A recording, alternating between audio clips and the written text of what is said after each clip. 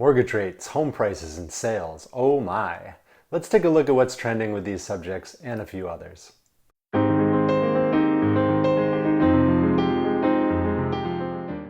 Welcome to another real estate market update. I'm Erik Braceland with Braceland Homes here in sunny San Diego, California, where we guarantee the sale and or purchase of your home. Here on the Braceland Homes channel, we cover topics related to buying and selling residential real estate and trends happening across the housing market. Here are some projections on mortgage rates from 4 of the leading providers of information on mortgage rates: Fannie, Freddie, Mortgage Bankers Association, and the National Association of Realtors. What are they saying? Sometime between the middle and the end of next year, they're forecasting between 3.5% and 4% on the average 30-year fixed home loan. So as I've been saying, it's going to cost more to buy a home, and I think you should expect mortgage rates to rise. Now, I'm not here today with a crystal ball to say this is what mortgage rates are going to be, but I am here to say I think we can expect an environment of rising mortgage rates. A lot of people are concerned and asking, what's going to happen to home prices in 2022? Well, forecasters are predicting an average 5.1% rise in home price appreciation next year. You can see anywhere from 7.5% to almost 3% home price appreciation on the low side. This is a direct nod to seeing more inventory come into the housing market.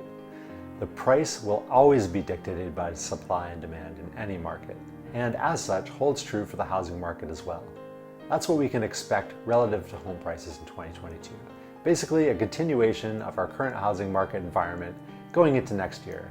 Other questions that may be on your mind at times: is the housing market going to crash? And many of us concerned about all we've seen over the last few years, even the last 20 years. What about mortgage forbearance? How will those forbearance plans factor into all this? The short answer is, don't worry. The housing market is not going to crash regardless of what all those clickbait thumbnails on the internet claim.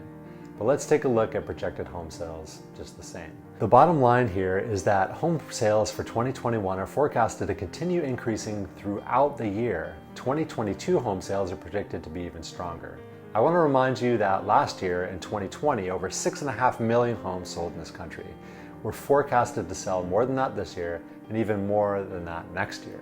The past 2 years have both been phenomenal years in the real estate market, with an even better year predicted in home sales for 2022 as well. This graphic really does a great job to show just where we're at in the housing market based on months of housing inventory in this extreme seller's market that we're in right now. Let's quickly talk about buyer's market versus seller's market. I've talked about this before, but a simple way to understand this is that 6 months of housing inventory is kind of the sweet spot, where we have a neutral market.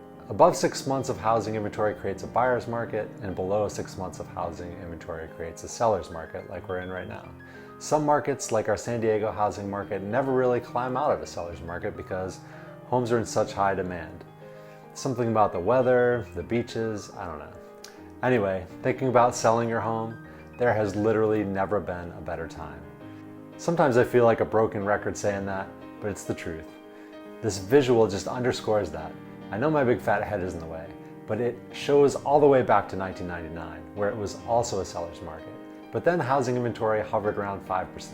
Now it is consistently under 3%, and it's just been a great seller's market for those that have decided to sell. And that continues today.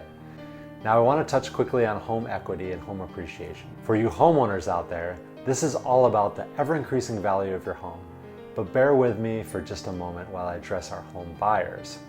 What advice do I have for you home buyers that say, I really don't want to buy at the top of the housing market?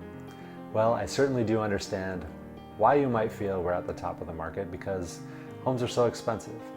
That is not an uncommon feeling, and the best time to buy a home is right now. But I do want to qualify that statement with this one. Now is the best time to buy a home if it is the right time for you and your family to make a move. I'll always go back to that. Forget about what the market is doing and first consider the needs of you and your family. That should always come first.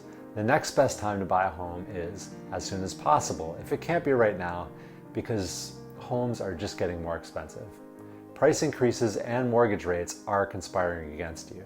This visual representation of a recent home price expectation survey based on the national average price single-family home shows the projected home appreciation for that home if it was purchased this year all the way through 2026. Let's look at this. What kind of appreciation is at stake here? $111,000, just over $111,000 in real home appreciation over the next 5 years on a $350,000 home. Wow.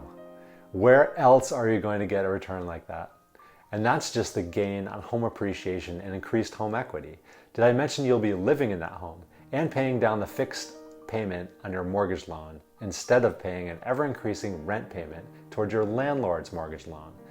All while your home equity magically appreciates all by itself? While we don't have time to go into all the other benefits of homeownership right now, I did just shoot a recent video on some of the non-financial benefits of homeownership that I'll link to in the description. So check that out, but it really is a good time to go out and buy a home.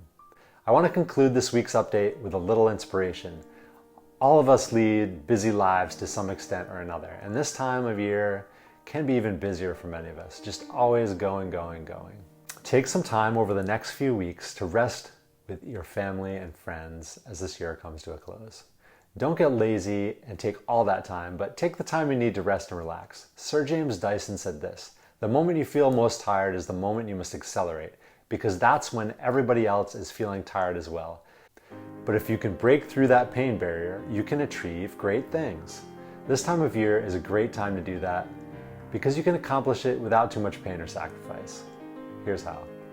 Take some time off if you can, but set aside some of that time off towards the end to get a jump on next year. I think you'll find it helpful to begin the year with a head start and a little extra momentum. If you begin 2022 strong, you will carry that momentum throughout the year. That's it for now. I'm Erik Braceland for this edition of our real estate market update. And from everyone here at Braceland Homes, thanks for joining me. And thank you for the time that you spend to be aware of what's happening in our current market. Make sure you tune into our channel every Thursday morning at 11:45 a.m. Pacific Standard Time to get up to speed on all the current housing market changes. You will enjoy a better, more successful real estate experience because of it. If you've enjoyed this content or found it helpful, please hit that like button or tell me in the comment section below. I'd love to hear what you think. Consider subscribing to our channel and clicking the bell icon so you'll always be notified of new updates in the housing market. And don't forget to share this content with someone you think might be interested. Thanks for joining me, and I'll see you right back here next week.